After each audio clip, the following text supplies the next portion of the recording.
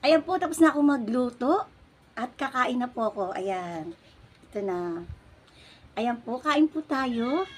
At meron pa akong calamansi juice. Diba? Gusto ko talaga yung calamansi juice. Kasi mahal pa ngayon ng lemon. Ayan.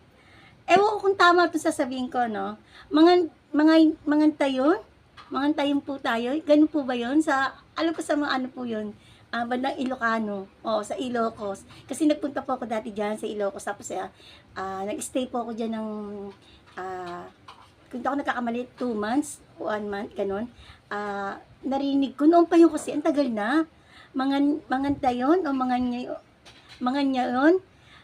Correct me po if I'm wrong. Ano lang po kayo dyan, mag-comment lang po kayo sa comment section po. Yan. Kain po tayo.